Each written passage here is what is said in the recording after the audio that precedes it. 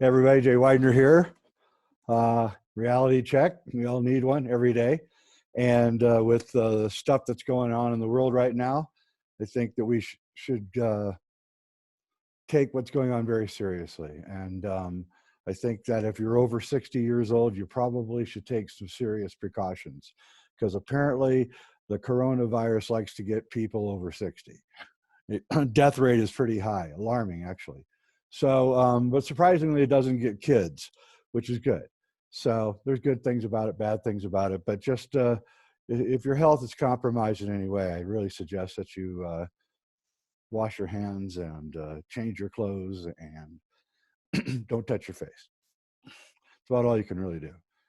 So anyway, I have a really great guest today. Talked to him many times on the phone, but finally got to meet him at the Mega UFO Con a couple of weeks ago.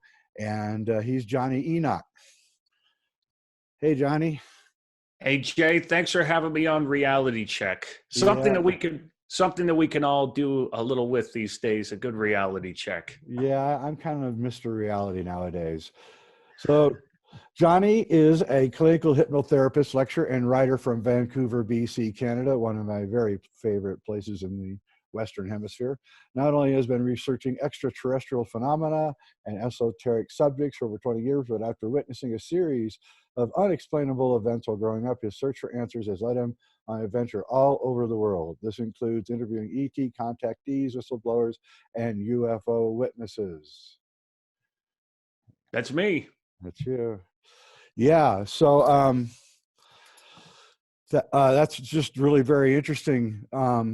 So what do you think about the coronavirus? Do you think it's real, something we should get maxed out about, or something we should just stay cool with? My take on the world, and I'm sure that you've observed this for a very long time, you know, with your studies and what you've seen, is that when we see things like these events taking place, that they're usually controlled chaos, that we see something that happens for a little while, in, let's say, a power outage in Venezuela, or this area over in Wuhan, China, that sometimes these are very controlled geographical situations, and then there is a more severe version of them that's being run as a drill, and then, you know, on the widespread we have something that, so in some of my conversations with certain folks, they've suggested that maybe we have two different versions of this virus that are out there, and that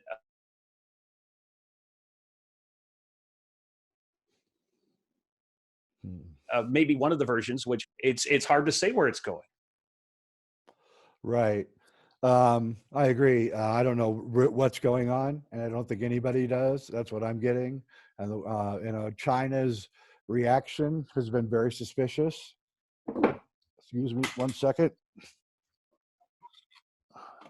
1 second here.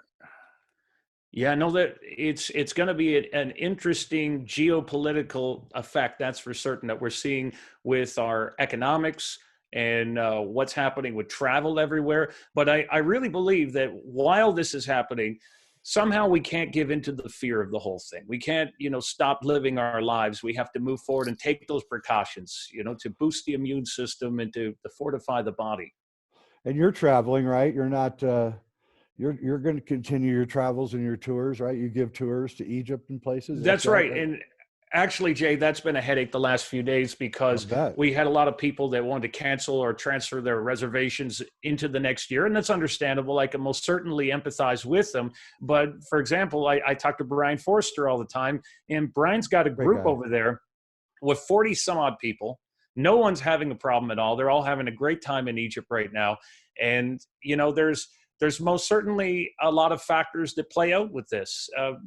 Like when we look at this, is there a type of biotechnology there? Is this a preview of what could happen in the future, you know, targeting certain genetic profiles? Could this also be linked to, you know, some of the admonishments that we've seen about people submitting their DNA to these DNA ancestry sites? Well, it certainly does solve a lot of problems.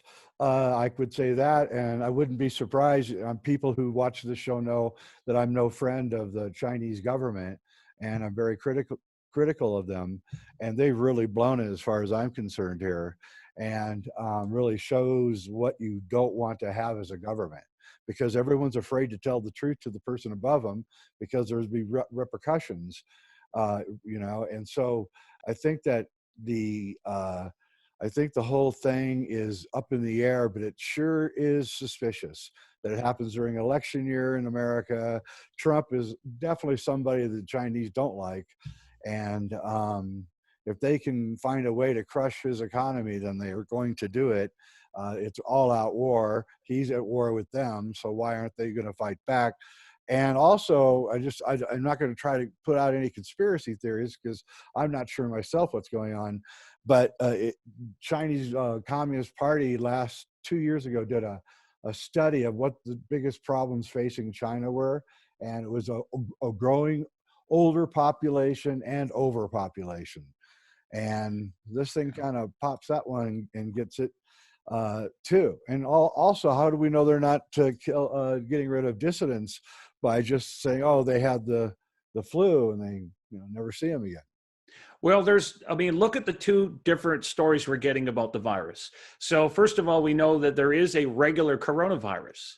When you look at the coronavirus, it's very much acts normally like a flu. People that have caught it get over it within 7 days. And that seems to be the case in the West. Now, concurrently, when you go over to Wuhan and some of these very, geographically specific places, there's a different version that they've isolated of the Wuhan Corona-19 virus that they have been able to look at. And they say how this thing is structured very intelligently. It's got like a designer quality to it. So what it does, first of all, is it also attaches to people's RNA, their ribonucleic acid. It replicates itself, and it can actually bring itself back again and have this replicator factor. So that is built like it has this HIV kind of shell to it, which is very, very interesting. But they also found in the lab studies that they did with it that it started to enter in through people with Southeastern Asian genetics through this, I believe it's the AC2 enzyme through the lung. So they said in there, it was almost so specifically put together as a virus that would act in that way that it most certainly seems to have this property that basically secludes it to that particular area. So is it possible that in the West, where there is a whole other coronavirus that is the other version that doesn't have those specifics to it, that we see these two pandemics running concurrently? So what we can ask them when we take a step back is we say, okay, what's the end game here? Is this a drill to say in the future that we have targeted biotechnologies? Is it a pharmaceutical endgame? Is it an area as an economic geopolitical strategy? I mean, I think there's multiple angles that are very fascinating with it. Also, the certain forces high up in the hierarchy, they like to do what corporations do, like test something before they go, do it in a massive way. So they'll pick a little place like Toledo to market something, and then they see how to market it in a small town, and then they move it to a larger statewide, and then they figure out how to do it nationwide and then internationally. And a lot of times that's what I see that these things are stair steps towards other things. And just as 9/11 was stair step towards other things. And so this is awesome. It is, and it's very cleverly rolled out, really. Okay, so the first week we were learning about this thing, all of a sudden you turn on Netflix and there is this well-done professional pandemic thing about how there's going to be a virus, it's going to wipe everything out, and there's a vaccine. So that's very interesting, and this constant fear-based programming that's there continuously, but most certainly it's very interesting, Jay, because it gets us asking a lot of questions right now that we have to look through in these growing pains that we're going through. Right now, we're dabbling with CRISPR. We're looking at our genetics. We're looking at DNA. Where are we going with this? Well, I mean, CRISPR is a done deal. I mean, that's already been done. I mean, they're doing it. They're working. They're doing. Anyone who doesn't know what CRISPR is, it's basically they can read your entire genome and then literally edit out, all the things, the pointers towards cancer and aging or bad things too, I would guess. So they could do it both equally good or bad. But what they've actually done is they've actually started curing like MS and things in young kids, and it's really pretty exciting. Absolutely. I mean, people have fears about this virus mutating, and those are legitimate concerns. But I think right now we're seeing the kind of the brakes being put on there. So, for example, over in Spain, they showed that they used one of those immunosuppressant drugs that they treated the guy with basically an HIV medication that stopped the replication of the virus. Then they were able to use Yep. antiviral medications to deal with the more severe version of the virus that people with that genetic profile are subject to. So we might see that comes to a halt very quickly once the right vaccinations and medications are discovered, which I Right. believe they're already in existence. And then, of Right. course, we see that come to a steady stop. But should it ever be needed in the future, you know that's the test trial, right? Yeah, sort of. And we also know that Bill Gates did a test trial of it too, or about a couple months earlier before it started. So we don't know really what's going on here, and I think that and actually there's really not much information. You probably gave me more information in the last 10 minutes, and I've been on the internet for 3 days, right? So I personally think that what we got to do is we have to go back to fortifying not only the body through, people have used high doses of vitamin C, they've used yep. colloidal silver, turmeric, ginger, or oil of oregano, but there's all kinds of compounds and things found in nature that can help the immune system and to reverse these things. So it is important that we stay healthy in mind, body, and spirit. Definitely, that is the truth. That's the three things you have to do. And you have to take care of it. You have to exercise for your body, and Yes. you have to meditate for your spirit, and you have to read books and learn things for your mind. And Yes. that's how you exercise and stay healthy and stay young. I take turmeric every day. I take all sorts of stuff, and it just really helps. I just know. And probably would be a good idea for everybody to get some golden seal and echinacea and things like that, just in case you get sick. Then you can pop those in, and you can stay off the farms. That's always important. So anyway, I want to get to the Yes. real good stuff, because I've had this show now for almost a year, and I've really never gotten into the stuff that I spent most of my life studying. And everybody wants to hear about certain people, and everybody wants to hear about Stanley Kubrick, and Bam. there you go. This you really should have got a PhD for this book. I mean, this book is some heavy material. This is like a master thesis. You want to break apart Fulcanelli and the guys that were out there decoding the great work and alchemy and tapping into multi-dimensional realities and the body. But I mean, Jay, this is the thing. What you've been covering for all these years, this is now, as we move into our sciences, the what we used to call the quacks and charlatans of yesterday, this is now what we talk about in theoretical physics. That's right. Absolutely. It's gone all the way towards it. And in fact, once we understand the plasma universe, then that Yes. will be the final marriage of alchemy with modern science. And that's kind of what I'm constantly pushing with people, is how to understand that, we're really, what people don't realize is that we have a two earths. We have a Mm-hmm. physical earth, and we have the astral earth. And the astral earth is Yes. this plasma earth. And how we interact with that other earth is to me the key to understanding all of this stuff. And I think a lot of the a, a lot of the ETs that we see are actually denizens of this plasma second Earth. And it's bigger than, it goes all the way out to past the orbit of the moon, this plasma Earth. And it's huge, and it's filled with tons of things, creatures. We talked about it on our last program about the archons. That's just one of them, and their plasma nature. And but it's just like living in an ocean. There's animals that don't care about you. There's animals that want to eat you, and there's animals that are afraid of you. That's it. And yeah, and there's intelligences, and they're very intelligent, and they can I think most shamanic experiences and most, I think psychedelics open you up. I don't recommend psychedelics anymore because I think they may cause the mind to have voices come in. I've had too many people tell me that the voices came into their head after they took LSD or something. So I've stopped talking about psychedelics in any kind of way as an advocacy.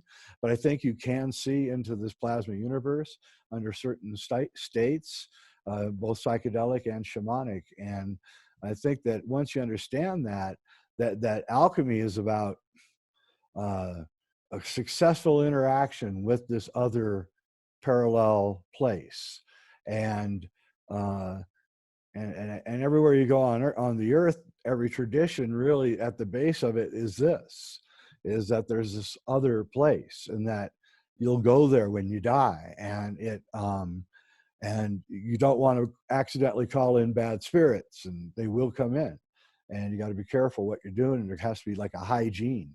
And that's what alchemy teaches you, is the hygiene for how to deal with these other parallel places that are existing everywhere, all around us. You're floating in a sea of it, and we don't even know it. Totally agree with you. I totally agree with you, because you know that each and every single person watching right now has this unique neurophysiology and biodiversity. Yeah. So they each have this different vehicle of perception, right? And we look at reality, and what more is reality? Okay, let's have a little reality check. Okay, guys? What more is your reality than a series of neurological and physiological discharges? You're decoding it right now, even as you're looking at your screen and you're watching us on the show. It's coming into you through the photoreceptors in your eyes, through this very little narrow band of frequency, this 390 to 750 nms or nanometers. It's going up through the rods and cones, up through the optic nerve, and being decoded into these visual cortices. And so you're not, decoding it as these strings. But what's really fascinating, Jay, where I think that we're going to see that plasmic reality that you're talking about when you're talking about the world of the archons, or we talk about the jinn, or people move into a house and they feel a presence. Yep. Well, what is that? Sometimes you might be in your bedroom just like this, and you see this neutrino light source brush up against the fabric of space-time. And you go, exactly. Wow, what the hell was that? We know that we're very close right now in our sciences to perceiving that.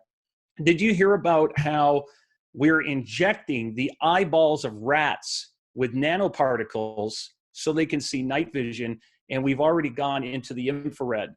And once we get to that spectrum, think about the crazy stuff you're going to see when you move into a new office building or somewhere. You're going to have a technology to remove those energies.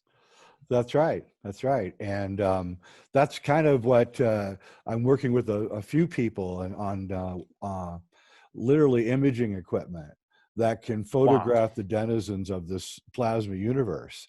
And I think it was Cliff High. He was talking about, on one of his shows, he was talking about that the Army during the Vietnam War had invented a night vision goggle that I'm having a little bit of trouble remembering exactly what he said, but it used the red spectrum instead of the green spectrum. And he said that they had to stop using them because the tail gunners would see these shapes and figures coming at the jet planes, and they would shoot their guns at them to try to kill them, but nobody could see them.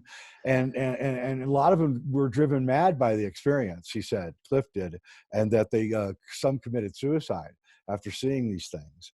And so there's also a danger, I guess, in it and seeing it. But oh yes. Yeah, and so it's just this kind of place that we're going, and it's frustrating because we're not there yet. And I know that we're going to get there, and if somebody's going to be eloquent enough to put it all together and show that the physical science of another reality embedded side by side with our reality.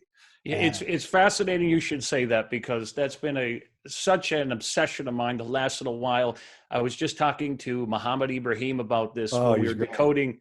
Yeah, and we were looking at certain hieroglyphics, and he loves you, by the way, when we've been talking. But you look over, okay, so the hieroglyphics for Egypt, we have one hieroglyphic that's called Tai Wi, and it shows two Egypts, one on top of the other. Yes. And they believed that there was a regular Egypt, then we had an ethereal version of Egypt, that many people who are astral projectors, even your William Buhlman types, have said, hey, I've been to the ancient Egypt. You can visit it in the astral. You can go there and see that it's still, running one on top of the other. To the Babylonians, they called this the plain of Sharon.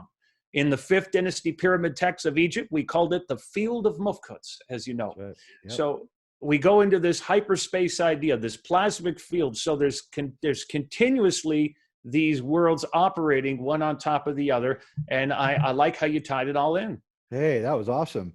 Yeah, and if you look at the work of Emanuel Swedenborg and Yes. Robert Monroe, but more like Swedenborg did a better job of mapping it out. He says that there's like 7 layers of of this etheric earth, each one different. One has this, like you said, it is literally the ancient world. You can go visit it, and not Atlantis and everywhere. But then as you go higher, you get to one world which is fantastic architecture, all made out of light. And I've been there. I've seen it. It's really quite amazing. And then and there's different levels, and you can come back or not come back. It's not really a done deal that you have to fall into the chain of reincarnation. Once you understand that there's these realms, then you can astral travel there, which I highly recommend. And also it just, you feel a lot better because when you die, that's where you're going. But people should realize, and I've said this before, Swedenborg also says that there's 7 hells. And that's into the earth, is what he said. He traveled down into the earth, and the souls were trapped in the molten of the hot earth, and they were screaming. And there's a famous story among miners, deep down miners, that when they're working deep down, like a mile deep, that when everything goes quiet, they can hear the faint sounds of humans screaming.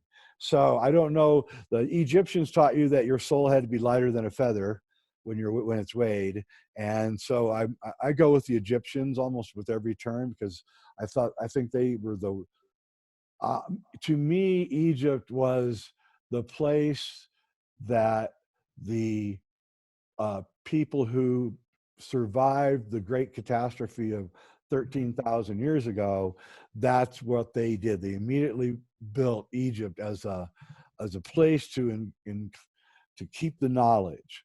And of course, we've taken all the walls off the Great Pyramid with all the inscriptions, so we don't know what exactly the great knowledge was, but it has to do with like this hyperdimensional link between the belt stars of Orion and the Earth, and a kind of a creation of energy, both spiritual and electricity, plasma.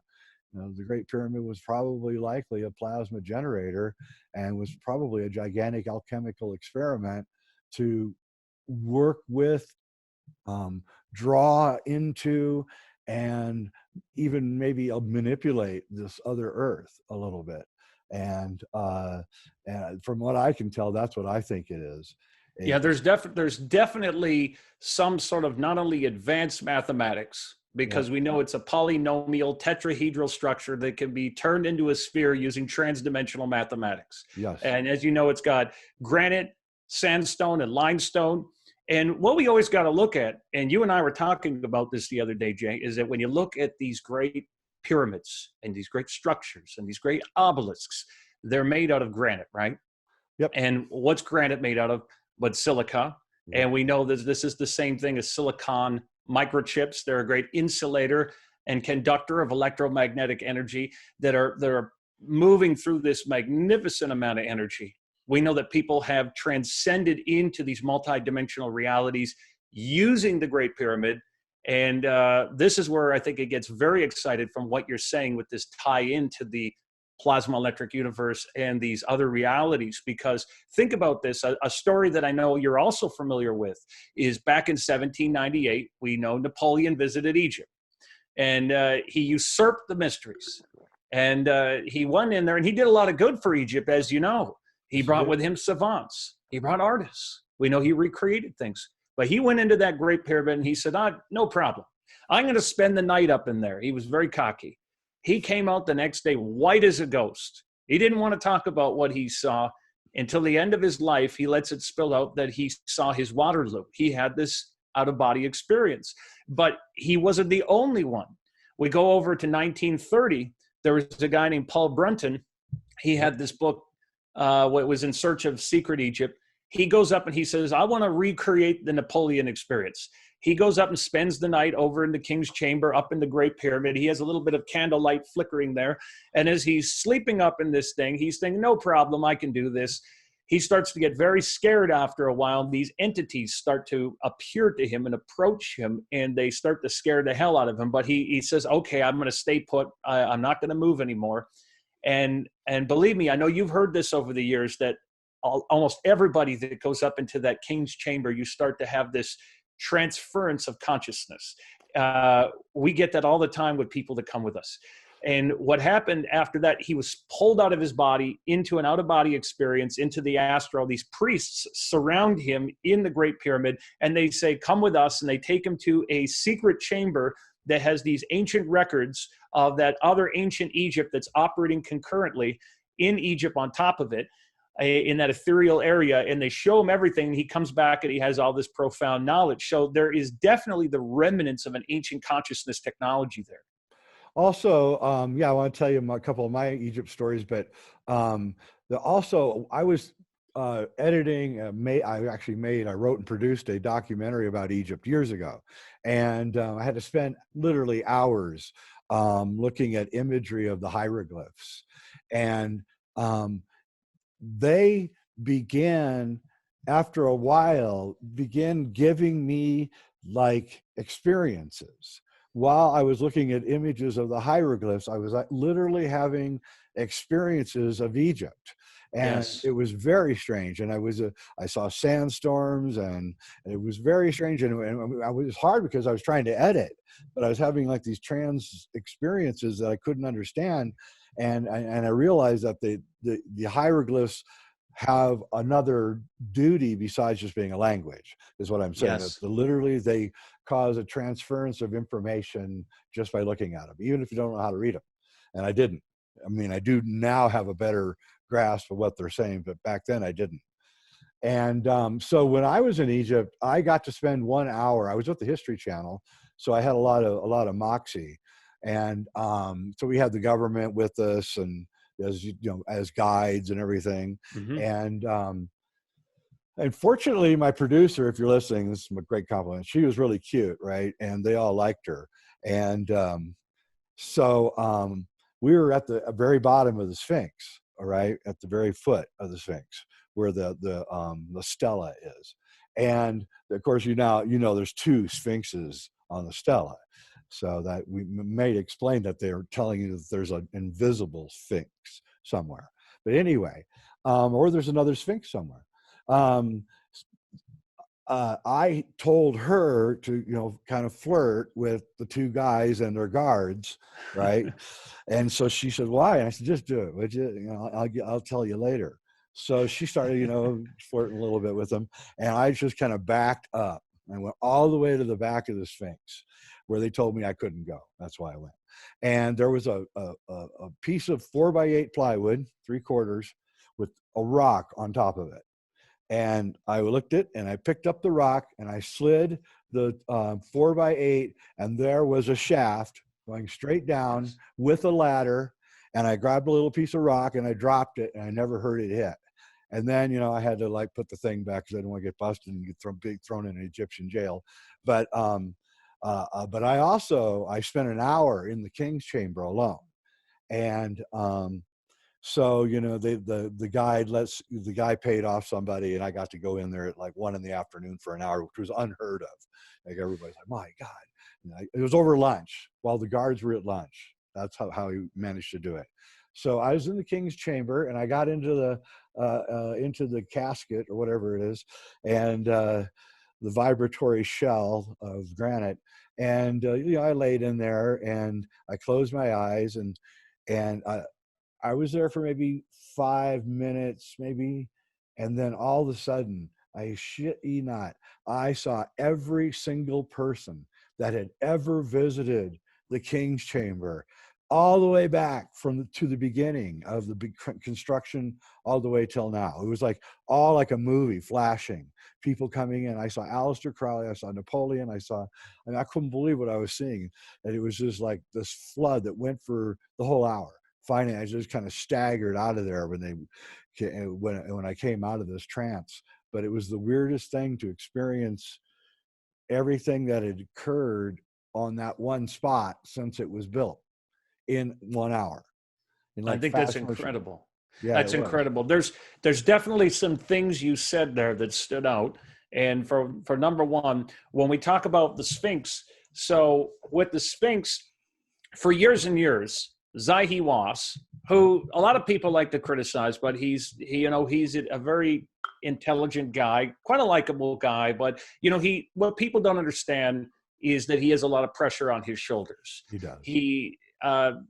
He has a lot of pressure because he has to sort of be the balancing act between new announcements and kind of keeping people from being too ambitious into these particular areas. And if you're discovering all kinds of incredible things all the time, magnificent discoveries that could change the face of humanity forever, you don't want to necessarily have crowds of people running in there to look at it, especially if you don't understand it yet. So I think this goes into the same categories we put our ufological disclosure into, that there's people are ready for so much at a time. But with that, I would always hear that over the last 30 years, that little walkway, that boardway in front of the paw of the Sphinx, just like that Edgar Cayce would talk about, that we would discover an Atlantean hall of records that would be, the different solar pageantry and everything that would be recorded in these records, that they had this boardway that would get lifted up at night, and there'd be heavy machinery in there that would be extracting things and moving in there. And now we get pictures of Zahi where he's like right, underneath on the side piece. He's looking up from a cubby hole, and there definitely is more going on there, that we have connections over to these sphinxes. But moving back to something you said about the hieroglyphics, which I don't want to pass over because it's very important what you said. Okay, so here comes the esotericist and the clinical hypnotherapist in me, that I've done work with people who have had these life between life, Dr. Michael Newton style memories of past lives and abilities. Something you said makes me believe that in the past, you have been an initiate of the mysteries, potentially in the priestcraft of Egypt, because something Muhammad Ibrahim and I have talked about a lot. If you go back into the writings of this man, Manley Palmer Hall. Yep. Okay, so Manley Palmer Hall, who I know you're well familiar with his work, who wrote over 150 books, did over 8,000 extemporaneous lectures and countless articles from his Philosophical Research Society in Las Feliz. He writes in the Secret Teachings of All Ages, which is our Bible in the Esoteric Sciences. One of the absolute greatest books of all time. If you don't have it, get it. Secret Teachings of All Ages by Manley P. Hall, right? Yes, absolutely, Jay. And I know you and I have talked about him extensively on our calls, but with him, he always was very adamant that there was more than the different ways, the regular ways to read the hieroglyphics. So Muhammad will tell you, he said, yes, there is the regular hieroglyphics that we see, kind of like we have our regular writing. We have a shorthand writing, right? We have a cursive writing. So they had a shorthand of the hieroglyphics. So we had a regular way. And what's interesting when you're reading hieroglyphics, when you're looking on these reliefs, it's fascinating, Jay, as I know you've seen this, is that you can follow the animals. Let's say if you have a serpent or a snake or something, whatever direction they're facing, and whether if you're going left, you're reading it all left. If it's facing down, you're reading it down. So it's omnidirectional, which is really cool. Yeah. Then we have the shorthand. Let's say you're just writing a little note. But there was a third way that Manley P. Hall said, a third or a fourth way, that was only for the initiates of the priestcraft. That was a sort of a spiritual or multidimensional way that when you looked at them, if this was already initiated and imprinted into your consciousness, that they would unlock higher forms of information that went beyond that. And I believe that's what you were experiencing. Yeah, no doubt about it. And it was very, very amazing, I have to say. Yeah. So would you agree that Egypt was a way for them to have a place for them for their knowledge to be exhibited, and and at the very center of that knowledge is both a spiritual message and a physical message. Would you agree with Oh, that? yeah, all the way through. I mean, we know that the dynastic Egyptians who were there, according to Diodorus of Sicily, he wrote in the Bibliotheca Historica, and I think it was 50 BCE, he said the Egyptians, so the dynastic Egyptians, were strangers from a faraway land. They brought with them a already established language and culture. And so they came in from the far west, which would be the direction of the Atlantic, or what we would call the Atlantis.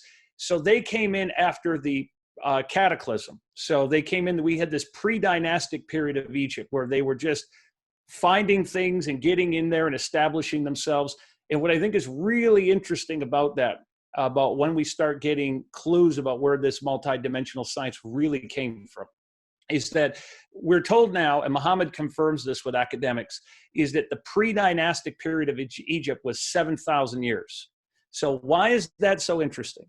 In the Bible, in the book of Genesis, and we won't go off into a tangent about it, but in the book of Genesis, you know this, you've looked at this for years and years and years, is that it said that it's not God in Genesis 1:2 that's saying, it's saying the Elohim. And it's saying that Elohim is recreating the earth after it became waste and desolation, tohu vavohu.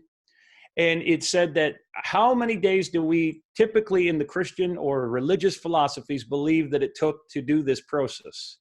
7 days, right? Yep. It says in the Bible, I won't go off specifically, but it says in the Christian Bible in 2 Peter, it says that a day to the Lord is 1,000 years. So we have 7,000 years, 7,000 years for the pre-dynastics. After a flood and cataclysmic destruction, it's being recreated. So then we go into who were the pre-cataclysmics. Now, these guys, they built everything so magnificently out of granite. They didn't leave any hieroglyphics. Whoever they were potentially giants. And we know that if we link them over into the mysteries, Max Mueller says that when he goes into this idea about the migration of the Vedas from our Vedantic ideas about Vimanas and flying ships and everything else, he said that these guys with the Aryan migrations and everything came down into northern India, down into the Indo-Ganganic or Indo-Ganganic plains, into the Indus Valley and everything, and they mixed with these guys called the Dravidians. The Proto-Dravidians. That became India. Then they went down into Asia Minor and they deposited the mysteries into Egypt. And that was the greatest depository left over into this gigantic, whatever it was, global dissemination of culture. So really quickly, even if you look into Ireland, where we see this multidimensional science that you talked about again with this plasmic, these beings, right? In Ireland, we have this talking that there were these people called the Tuatha Dé Danann that came in on flying ships, right? Yep. And they came into flying ships and were told that they had a connection to Tir-na-nog, yep, or the other world, and they brought with them these beings before going underground. These were multi-dimensional sort of beings of great power, the Tuatha Dé Danann. So there's all sorts of connections there to the Vedas. We have this culture around the world where there was these two worlds that we're told that they could come in and out of. And maybe we've just lost the science for that. I think we have, and I think we're getting it back. And we unfortunately for us, we have to do everything like really backwards. I remember a story from a friend of mine who was actually a really high up adept, and he was building houses for Jimmy Carter, Habitat for Humanity. He was in, I believe it was Indonesia, and he was building a house, and every day he saw this, this guy coming down the street, and everybody would like praise him and talk nice to him. He seemed like he was like 45, 50 years old. And one day this guy was with the family that he was staying with, the family in the Indonesian place. He said, "Who is that guy?" And he said, "Oh yeah, that's blah blah, and he married my grandparents." And he's like, "Wait a minute, your grandparents?" And he goes, "Yeah." And he says, "Well, where are they?" And "Oh, they're dead." And he's like, how old is that guy?" He goes, "Oh, he must be at least 120. And so, I mean, so there there are people still today that have these powers, the powers that the ancients had. And that's what got me going with like Fulcanelli. But Fulcanelli did to me as a realist, as a person who, you know, invests heavily in Realityville. I did not believe in the stuff that we're talking about. And when I read Fulcanelli the first time, I couldn't believe, first off, how intelligent it was and well written. But I also know that, you know, what I did was I started looking at every italicized word in the book Mysteries of the Cathedrals, and then I did a deep dive on every italicized word. And I realized after about a year of this that he was initiating me through the book. And wow. Yeah, it was, and anyone can do it. I mean, just, you know, and the internet makes it even easier. I had to go to the library, right? But you can, I highly recommend that people who want to know, because there's no masters anymore. And so we're kind of on our own now. I think that there are a group of masters that still exist on the earth, but it's very dangerous right now for them to physically come out, because there are forces that would like to get them and find out what they know. And so it's a delicate time right now. I want to ask you a question, Johnny. Do you think it's possible that there is an advanced civilization somewhere, a human advanced civilization that's been here for, I mean, I'm talking with super high technology, that has been here somewhere on Earth for a long, long time? Do you think that that's possible? Yes, I believe they're already here. I have a teacher who I consider one of the wisest teachers I've ever known. And I'd always ask him, I'd say, is there other life that's been here, or there's other life in the universe? And he would get a chuckle out of that. And he would tell me, go look under a 1/4 inch of soil in your backyard. Yeah. And he says, you can spend the rest of your life wondering about how much life is just in that little spot. Because he'd tell me 98 to 99% of all life is existing at the quantum subspace with nanobacteria and even at the micro. And he said, if you want to know how much life is in the universe out there, he said, take that from that little patch and multiply that by infinity to the power of infinity. And so when you look at that, and you even look around us, we have all kinds of clues. So, I mean, you mentioned the archons, and you start talking about those ideas. We link into the Gnostics, or even what Rudolf Steiner was telling us about. Yep. But if you go and look at even in our recent times, you know, we've had people out there admonishing us that we had a second species here. That we've looked at this idea, even at the discoveries that Brian Forrester's made over with the Paracas skulls. Yes. So, yeah, if you look at the Paracas people, we can go back at least 3,000 years there. They have different suture areas.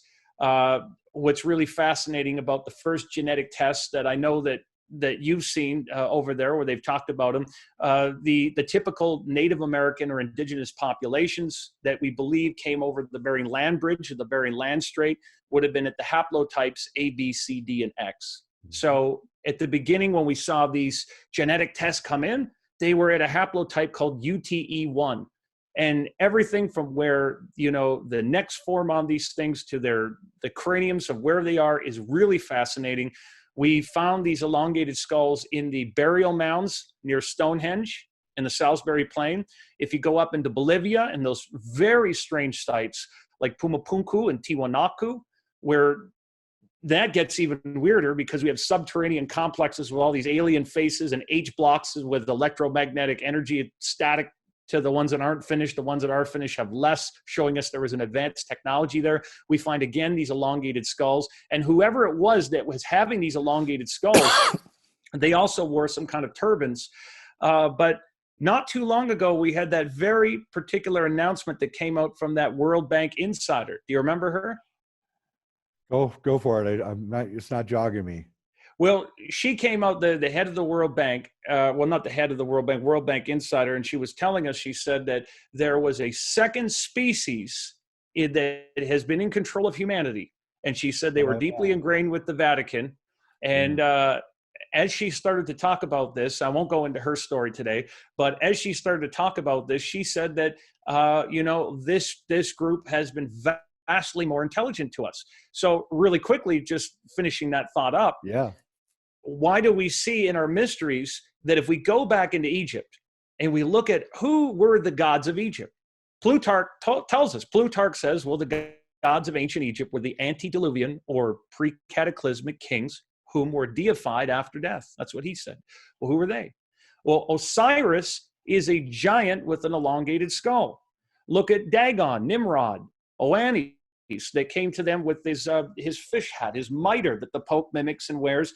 We have the guys like Akhenaten, who wanted to imitate the Atonistic cycle, who was imitating the gods that were here beforehand, that he and his family were portrayed artistically with these elongated skulls, like the great progenitors that were here.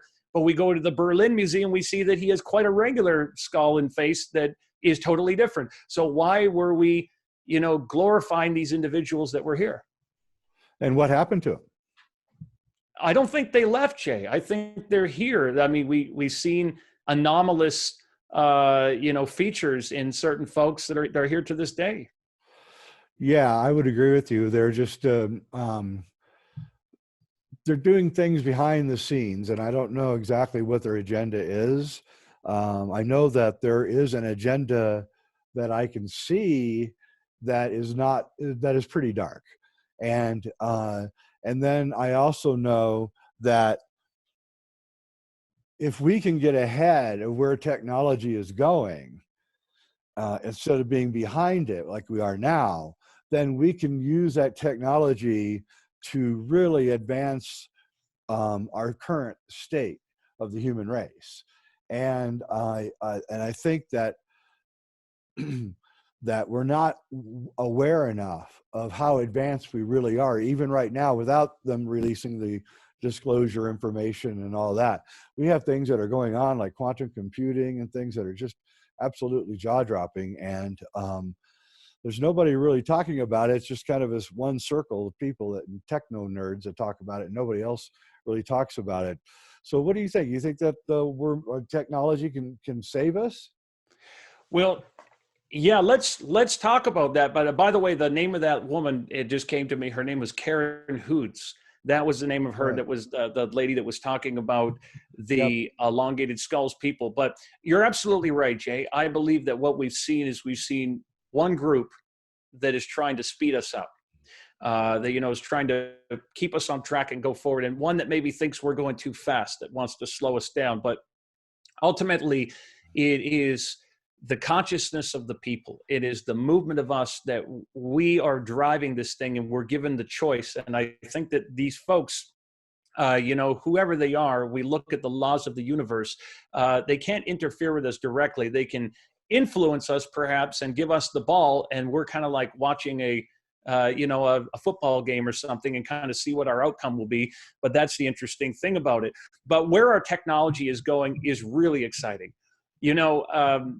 I definitely want to get into quantum computing with you, but there's a lot of people out there that are afraid of technology right now and where that's leading.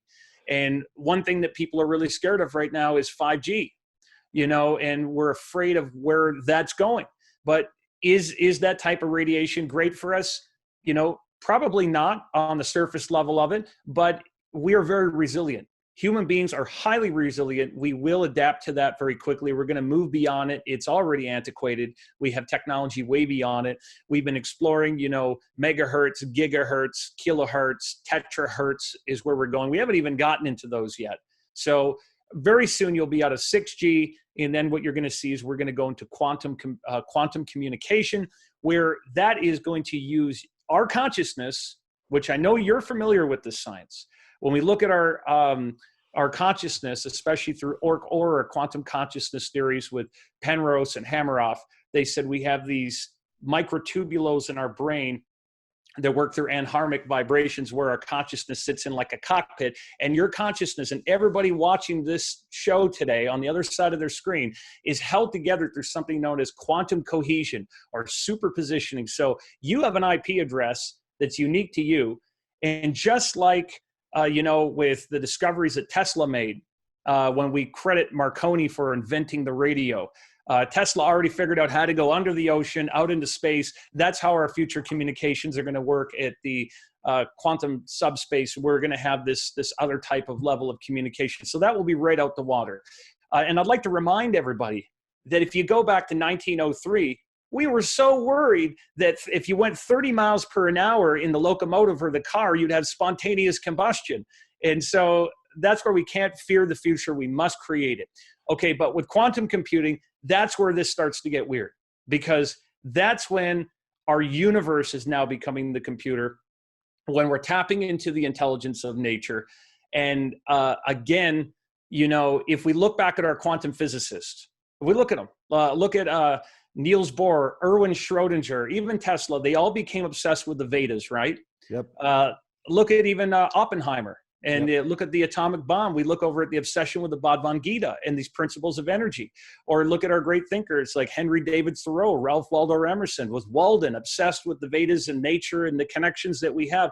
Well, this is the key secrets. These are the secrets to the universe. Our computing today that we look at, that you and I are talking on right now, we might have the latest technology. You might have the best MacBook Pro in front of you or whatever it is today.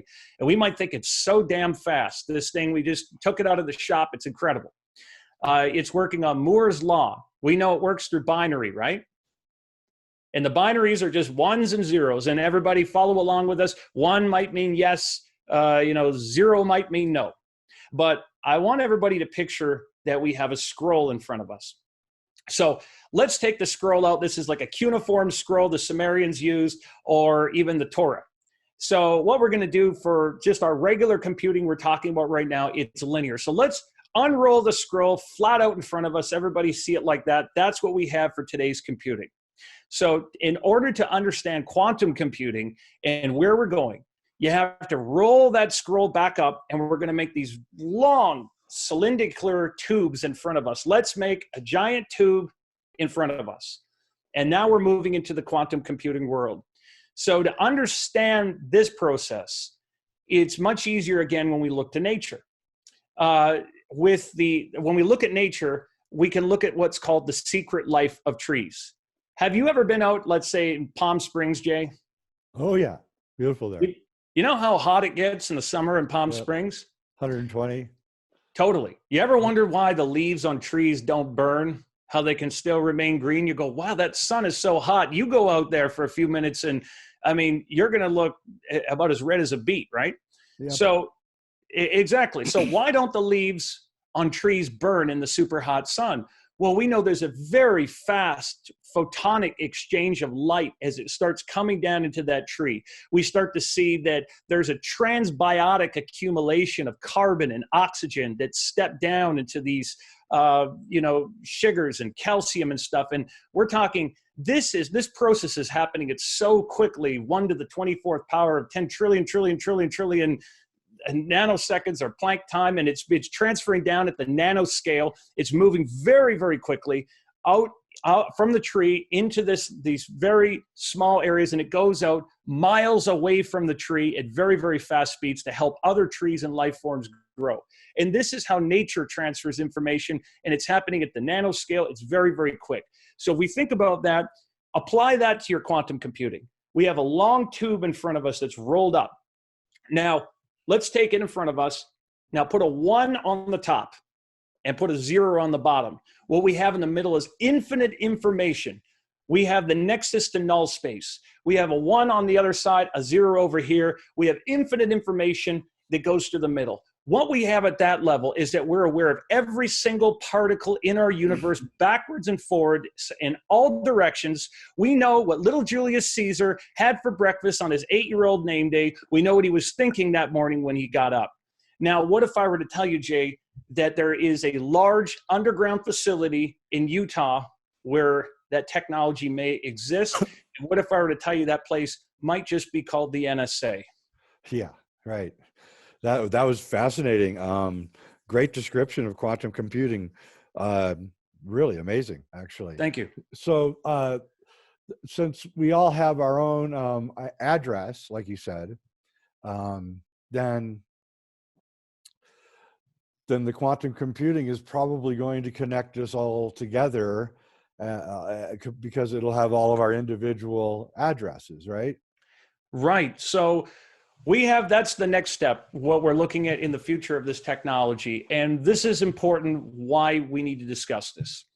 So a lot of people out there, they're afraid about what's going to happen with, what we're doing, what they call wetware and implants and biotechnology. Probably the biggest thing people are worried about, they call it the mark of the beast, right? Yep. And we could talk a little bit. I would love to talk a little bit about where that belief actually comes from and how ancient it might be. Yeah. But just to give people a little idea about this technology, everybody's very concerned these days about the RFID microchip. And the RFID microchip is already antiquated old technology. It's going to be gone very quickly. It's T-model for it. Just like what Elon Musk is suggesting with Neuralink and Neuralace, that's already T-model for it as well. So the next level that you're going to find is that there's something called transdermal tattoos, which we already have, that you'll just put on a little tattoo. It will have medical purposes or whatever it is, and this is going to work through your body very quickly. The technology beyond that and where this is going in the future, this is going to be a very interesting technology that's going to bridge consciousness, spirituality, and into this world that we're talking about right now, is we are going to inject nanoparticles into the body. And for those of you wondering what nanoparticles are, they're made of graphene. They're only 1 atom thick. They're these silicon hexagonal little structures that move in this geosynchronistic orbit like buckyballs on your bioelectrical fields of your body and have intelligent purposes. And moving all that obscure language aside, essentially what they're going to do is once they go into your body, they are going to be able to unlock the mitochondria in your body, the mitochondria of the cell. And inside of your cell today, we describe something called goblets. Well, there's a science that we're not going to be talking about for the next few years. You're only going to be able to find a little bit about it right now. It's called a foglet. Once it unlocks the foglet, it's going to be able to not only, reverse the action of what's happening with your telomeres, so aging goes out the window, but essentially it is going to be able to use the nitrogen and hydrogen from outside of your body so that you don't have to eat or drink again. Your body creates its own food and water. It also can allow the body to be a part of that quantum network we talked about, and not only go into the optic nerve and the nervous system and have this sort of technology, but when you look at that sort of technology and the implications, we definitely hear stories about our visitors that people describe, like these guys here. Yep. When you hear stories about our visitors, they use these sorts of technologies that are almost spiritual, they're almost magic. But the reason I believe it's important we talk about this today is because I've been told that this technology can be like technological training wheels for us for our next step up in our spiritual evolution of consciousness and everything else, or it could turn us into a hive mind if we aren't careful with it and if we don't use it responsibly. Or a little of both. Exactly. So how far away are we from this? We're very close to it. The only thing I believe that's stopping us from getting more technology right now is we're going through some growing pains.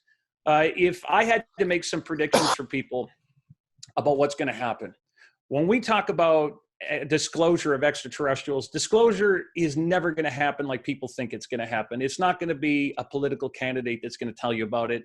That is a fairy tale. It is going to happen because in the next 3 years, we will have powerful enough telescopes. We'll probably discover a couple star systems. We'll have a slow dissemination of technology that you'll learn about, that we will reach out. We will make the first contact. And then it's going to be up to us to diplomatically and academically talk about it. And we're going through growing pains very quickly by the architects of our society, preparing us for this. And some of these things are challenging. And they take preparation and patience. But a lot of folks out there, they will say, hey, isn't this what they call the mark of the beast? And I don't want people out there to quote me and say, hey, that Jonny Enoch guy was telling us all to take the mark of the beast, because that's not what I'm telling you. Right. But I mean, you've heard about the stories of the mark of the beast before, right? We're all going to get it. And then they're going to control us, I guess, through the mark of the beast. Right. Lucifer or Satan or somebody, I guess. People always talk about 666, the mark of the beast. They get it from the book of Revelations. Right. Now, it's interesting because Manley P. Hall talked about this privately extensively, about where that book came from.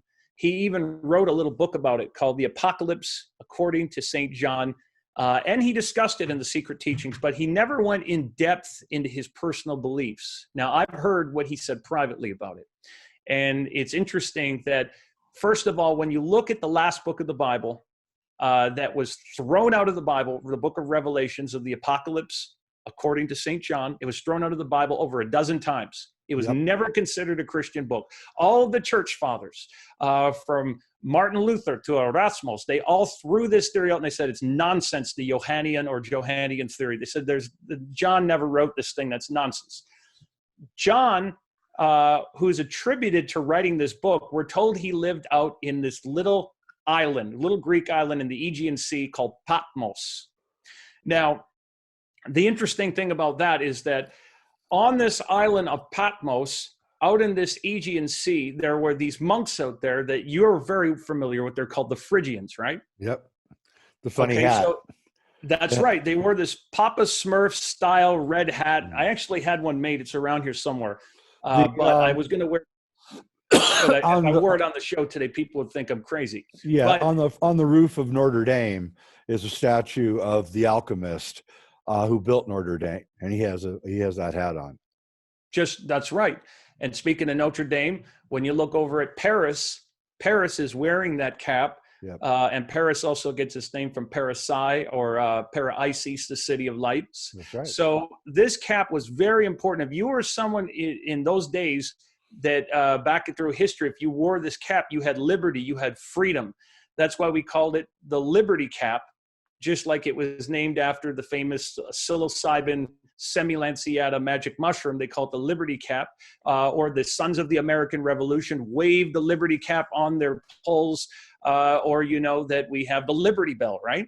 So this cap was always associated with freedom and these initiates. Well, there was a mystery school the Phrygians had on the island of Patmos that they wore this cap, and they served two gods. One of those gods' name was Attis, where we get Adonis from, and the other god that they served, his name was Ion.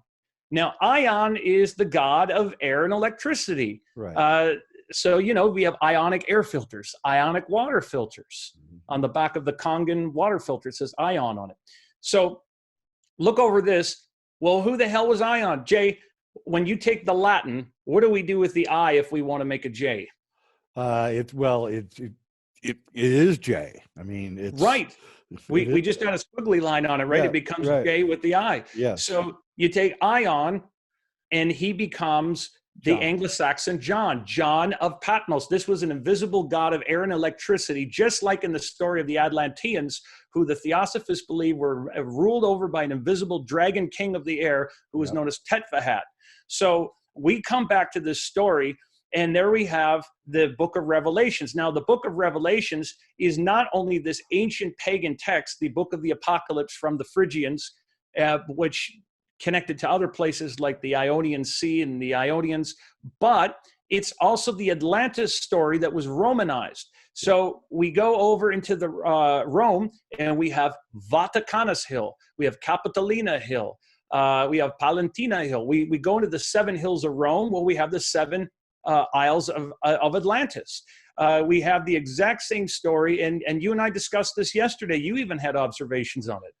Yeah, I mean, it absolutely. When I had just read Fingerprints of the Gods, I think in maybe '94 when it came out, and I just finished it. It had a huge effect on me. I was right in the middle of the very pinnacle of my Henday research, and then I reread the Book of Revelation, and I went, oh my God, this is about the destruction of Atlantis. That's exactly by the comets or whatever, something that turned everything into what they're describing, the 7, the fates that happened. So it's not a future prediction. It's a description of what happened to us 13,000 years ago. And how and then there we have a technology that they're describing in there that was very carefully put into there, that this is an admonishment that saying, hey, you know, this could happen again. That's what the Atlantis story is. When Plato is getting the story from his uncle Critias, who got it from his great-great-great-grandfather Solon, that got it from Sanchis in Egypt, he was saying, this is a warning, basically. He's warning them, don't go down this path again because you guys could corrupt yourselves with it, which my personal take on Atlantis, what destroyed them, I think that when we look at how pyramids and obelisks work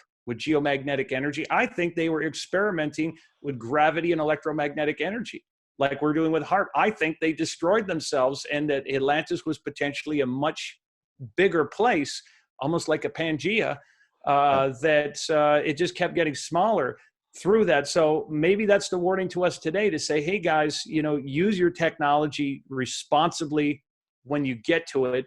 And that's the exciting part, is that we all have this path that we're on right now, Jay. And I think that's especially great with the message you've been giving people all along, is that as we're unlocking this and where we're going, we have a great responsibility with it. Yeah, we're definitely, because of the peculiarity of the internet, we're all beginning to talk to each other, exchange notes in a much quicker way than we ever could before, and social media and the rest, and that's really speeding up this realization process.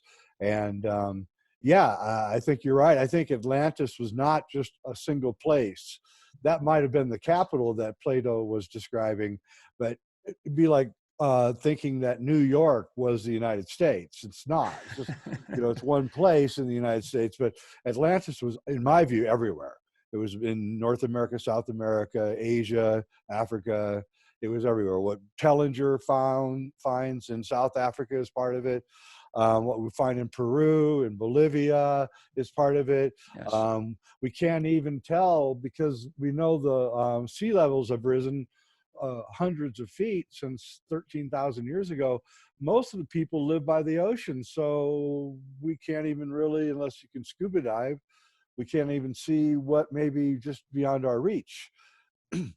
And I think that I think you're also right. I think we screwed ourselves somehow.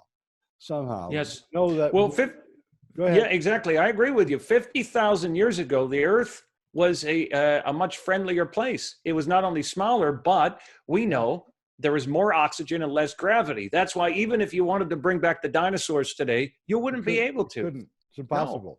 No, the gravity's too strong. So you believe in the expanding Earth? Yeah, well, no doubt about it. We see it, but I mean, also, I mean this sincerely, that I think that you are the greatest expert I have met to date on the electric universe theory and how this operates. When you talk about the plasmic web that's connecting our star, and I mean, what is plasma? These ionically charged clouds of gas with protons, electrons, and neutrons, and they're exchanging information. This is affecting our morphogenetic field around the Earth. Our DNA is an antenna, like epigenetics. It's receiving a signal. Right. We're going through transitions, and we're going to continue to go through it. But in order to do that, I think we have to get up to speed with these ideas and start embracing them. That's right. And this also explains entanglement. Because that's right. You're connected by this plasma tube, or that so two things can occur at the same time that are not connected, but they are connected. That's the Rupert Sheldrake and his dog experiment. You know, the dog, he takes the guy driving around, and they're videotaping the dog. And then right when the person says to the owner of the dog, okay, turn around and go back home, the dog stands up and walks to the door, right? Because they're connected. And it's connected through this plasma membrane that we're all in. And that's it. That's what it is, and that's what one is. It's just like the Einstein spooky effect at a distance, or as it's been called, when we look over at the theories of the Einstein-Rosen bridge. Look at when we split an atom, we can affect the other half of how it spins. The spin of the atom in two places. It doesn't matter if they're thousands of miles away, or inside of an atom that might be in your desk, some minute particle. The electron that's held together through that cohesion might be on the other side of the universe. That's exactly right. But It's absolutely amazing. But you know what's fascinating about decoding all this stuff? That it's been in our faces the entire time. And again, bringing it back to this masterpiece. If you don't have it, everybody watching this, go on Amazon, buy this book, buy 2 copies, buy one for you and someone you care about, read it and read it again twice. You're going to need a highlighter. You're going to need a pen. When you go through it, okay, what we start to see, as you point out there, and you so delicately went through this, we take these cathedrals and all these magnificent architectonics that are there. Not only am I talking about triptych arches, but when you look in a doorway, we see these 3 layers, or we see in the mysteries, as you point out, there's cosmological secrets there. We see the precession of the equinoxes. Just like, by the way, not too far away from what we see today, you go up over to the Hoover Dam in Nevada, and you look under the angels at the Hoover Dam, we see the precession of the equinoxes laid out there in a similar way, or even the Georgia Guidestones, which, by the way, have 8 different languages, population, redirection. It's a calendar, it's a clock. There's all kinds of admonishments there about cataclysmic ideas and where we're headed in these cycles. But in these encoded areas, for example, let's go back to that doorway for a second, the triptych arch that we see in a lot of cathedrals and places. You see these 3 layers. Now, traditionally in the mysteries, we see that Trinitarian idea of the morning sun, midday sun, evening sun. We see Brahma, Shiva, Vishnu, the Father, the Son, and the Holy Spirit, the trimuty of the mysteries. But you might get another idea when we look at our universe and how we're interacting with this. And again, this plasmic realm that you're talking about. Because when you see over in our idea, right now we have this binary idea of our universe that we have a light and a dark matter, right? Yep. And say, so what if we have a trinary aspect? So there is a whole other different layer of an invisible universe, or what we call an antimatter universe. And Jay, I know you've talked to a lot of NDE survivors. I know you guys have had, some of the Daniel Brinkleys, the Anita Morajanis, all these people on these shows over the years. Oh, yeah. So you've heard about the stories where they've gone into this void before and they've, absorbed away their consciousness, become one with everything, right? Yep. Okay, so we have this idea that we have this other sort of bizarro world, Jerry, to give it like a Seinfeld Twilight Zone sort of feel, that there is these other universes that may be affecting the spin in our world, why everything is spinning. Toroidal fields, DNA, everything, how it's working in conjunction with each other. Could this trinary state, even what we see encoded into these cathedrals and doorways and stuff, and in the mysteries, could this trinary state be the key to unlocking these other worlds and where we're headed? Yeah, that's a really good question. I hadn't thought about it before, but yeah, there's like, that's what this is. Maybe you're in that mid state where you can actually travel and communicate and all that with these other worlds. And the whole thing is just really fascinating, I think. And it's the most fascinating subject that there is. In case you're wondering, this is it's Mysteries of the Great Cross of Henday, Alchemy at the End of Time. And I wrote it with the now deceased Vincent Bridges, who was also a genius. And he and I spent 3 years writing the book. I had spent about 19 researching the book. And what basically the cathedrals are astral enhancers of the plasma energy that comes down through the steeples, down through the granite that the cathedrals are made out of. It hits the floor. Usually there used to be a labyrinth on the floor of almost every cathedral, but I think only Shard still has one.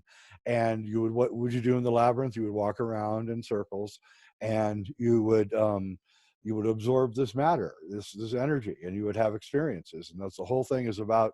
And then, of course, the cathedrals are built on the top of the highest hill in the towns in Europe. And so it would emanate outwards down through the towns, and the streets and everything are all configured around this kind of sacred thing that was going on. And we don't really even know who built the cathedrals. Not really. I mean, we have a few drawings of them being built. And we have the Catholic Church saying that they didn't pay for them. So the church denies actually paying for the cathedrals. Seems hard to believe that Paris had about 40,000 people when they started building the cathedral. And it seemed like, it took a long time to build Notre Dame and the other cathedrals in Paris. You got to wonder, with the labor force, that low, you have to wonder how they got built. You really do, because they're absolutely magnificent. And they're very sacred, and they're not. And Fulcanelli tells us that they weren't built for Christian worship. He explicitly says that. Well, I mean, this is the principle. We know that when the Templars were doing their exploring, they would have encountered the Dionysian artificers, which again is where you get the craft and our Masons from, but you get over the Eleusinian mysteries. Yeah. So if you go back into the Neoplatonic thinkers like Plotinus, he writes in his essay on the beautiful that the more beautiful your buildings are and these structures, the more heightened the consciousness of a civilization is going to be.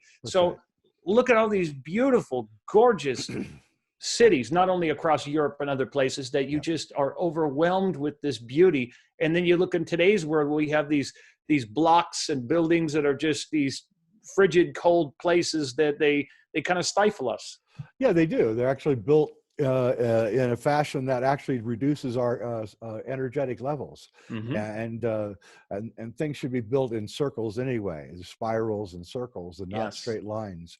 So, we're screwing up for sure. And now the Notre Dame is, people don't realize how important that oak roof is to the alchemical nature of Notre Dame. Oak is the most sacred of trees in alchemy. And so I don't know what happened to Notre Dame. I never thought that I would live in my lifetime, that I would see the destruction of one of the most beautiful buildings on earth, but I don't know if they can fix it. It's gorgeous. Yeah, you mentioned that. It's really fascinating, because speaking of these places of great energy on the earth, it's quite interesting that if you go back into what the transcendentalist Eliphas Levi talked about, he said that it was when he talked about the oak, ash, and the thorn, that the hawthorn had magnetic properties, kind of like the symbol of the serpent in the egg, on how this was very symbolic of this energetic aspect. Well, when I've been in Egypt with Muhammad, he would always point out to me that we have hieroglyphics that talk about places of great energy are contained near what's known as the thorny plant. So this is just like the hawthorn. And we would find it doesn't matter where you go, outside of areas like Karnak or Luxor, or even outside of Hathor's temple in Dendara, there's these great fields in the areas that are very energetically contained with this. And I was amazed that even when I was up in Bolivia recently by Pumapunku, I started to see these thorny sort of plants. So I don't know how the ancients were completely mapping these places out in megalithic henges, but they knew a science that we're probably losing today. And you speak about the oak roof in Notre Dame. Well, is it any, surprise to us, is like Jordan Maxwell always says, that when you look over into Hollywood, he says, why do you call it Hollywood? Well, the Druids used to make their wands out of the wood of a holly tree. They knew a science with trees that we are just catching up on. That's right. And I'll give you a heads up of one of the secrets of alchemy. I can give you the people this, at least, is that you make a tincture out of mistletoe that grows only on oak trees. And especially in these days with the coronavirus and things, I guarantee you will not be sad that you made this. And all you have to do is take the mistletoe, make sure it's an oak tree, no other tree, and then cut it up. You're supposed to do is cut it with a golden sickle, according to the Druids. So you cut the mistletoe. I have a scissors that I bought at a garage sale that had gold plating on it, so I use that. And you cut it into pieces, put it in a mason jar, pour pure grain alcohol over it, let it sit for 18 months, strain everything out, and then put, I would say, maybe a teaspoon a day in a drink or something, and drink that. And I guarantee you it has amazing effects on it. And because the thing is that the thing about the oak tree is that I learned this one time. I was hiking in the woods in California, and it was these gigantic ponderosa pines that rose up about 100 feet. And I looked, and there was an oak tree that had been hit by lightning that was only maybe 25, 30 feet high, and it was completely splayed out, right? So the lightning had hit the top of the oak tree and cracked it into a perfect circle of wood, right? That was all burnt. And I saw a forest ranger, and I said, "Hey, that oak tree there, how come the lightning didn't hit the ponderosa pines? They're much higher." And he goes, "I don't know. It's the damnedest thing, but lightning seems to like oak trees." And that sent me on this kind of, hey, wait a minute here, right? So what's going on here? And then Fulcanelli, he says that you need to, that one of the things you have to find is the black water. That Mm-hmm. the black water is super important. So I was actually running a retreat center in California a long time ago when I was doing all my alchemical studies, and a a tree branch on this giant oak tree broke off just from sheer weight. Right, we had all these oak trees around us covered with mistletoe, and that's where I really started my mistletoe experiments. And this is why I started the experiments. The branch broke and fell down, and I went over to look at it because it was, I had to clean it up, and black water began pouring out the branch. Right. Oh, And I wow. mean, a lot of black water pouring out the branch. And then I started thinking, well, is this the black water that Fulcanelli is telling me about? Because he also mentions the oak tree many times, actually. And so do a lot of alchemists actually mention the oak tree. And then that got me thinking that the mistletoe is a parasite sitting on the branch with its roots down into this black water, which is probably has some incredible quality. But you can't take the black water on its own. You have to transfer into the mistletoe, and then you can take the mistletoe. So there's this one of the secrets of alchemy right there that I can let out in a big time way as far as healing. It doesn't do anything else, but I think it's a great thing to take to prevent illnesses. That's interesting. You should mention the mistletoe and the oak, by the way, because Eliphas Levi was always saying that the Druids Yep, were the men of the oak. that's right. So it's interesting because recently I was over visiting the Czech Republic, which I think is an absolutely beautiful country. I love visiting it and going over to Prague and all the mysteries there. There was this very eclectic, eccentric ruler there that was named Rudolph II.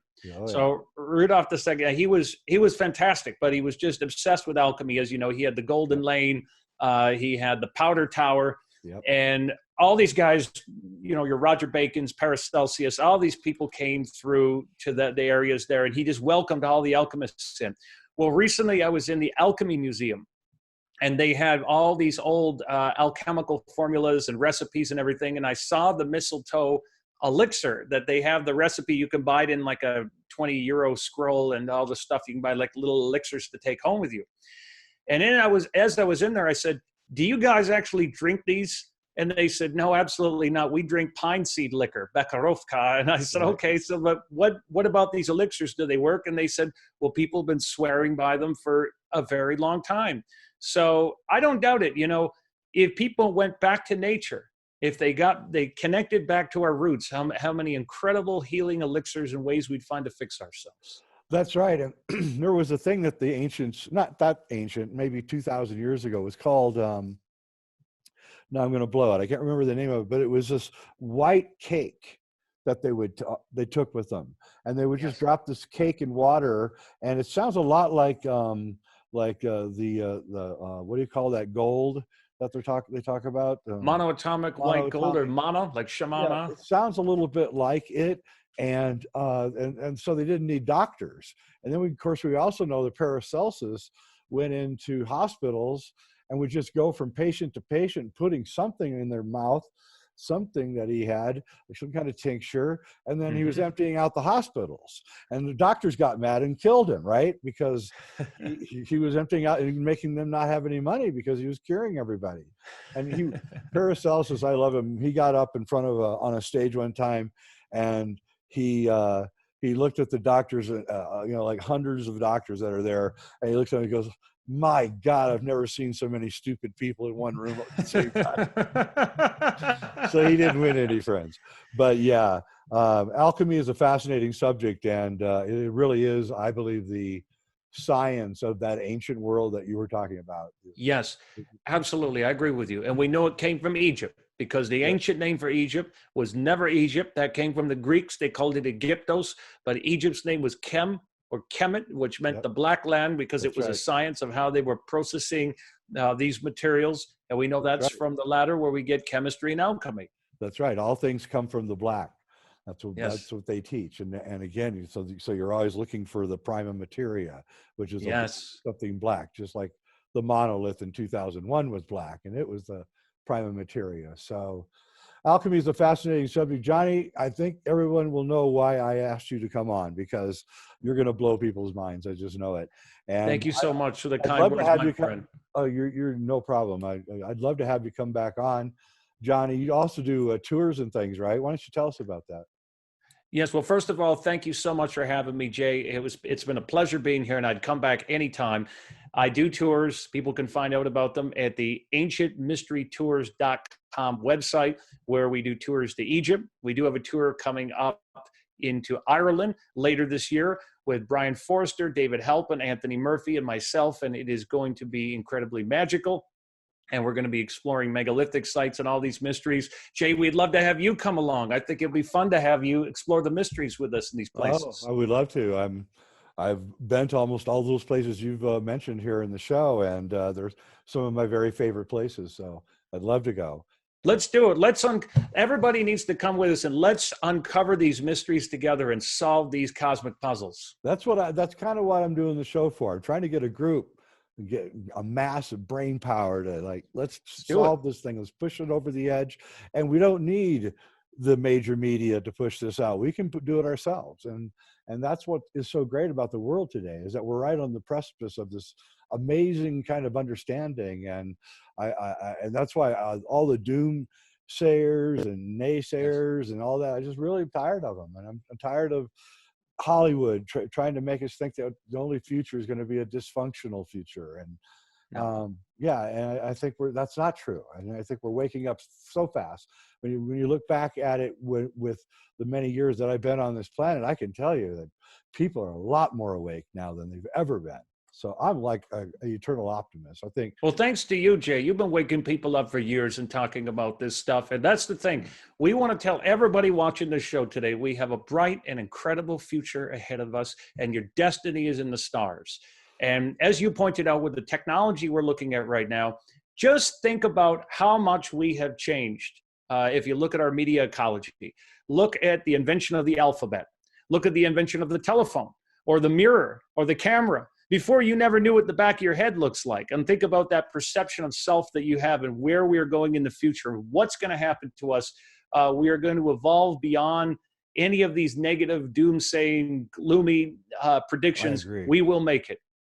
I agree. I think it's going to be a fun ride. And also, just last thing is that if you're 30 years old, you probably have a really good chance of living to be 500 or 600 years at the rate that they're going after this longevity stuff. So I think, the future is very bright. That's all I can say. Well, you got a lot of millennials watching this show that I've seen, and for that's what they got to take forth. They got to take forth this knowledge and this idea, and this wisdom and inspiration to know how they can unlock it, because they are the architects of this new paradigm. They are, and I do have a lot of millennials watching this show. Definitely. And they like to talk to me and communicate with me. And I don't talk to people my own age very often, but if you're young, I'll waste time on you because I want to help. And that's why I wanted to interview you, because I want my audience to find out who you are, Jonny.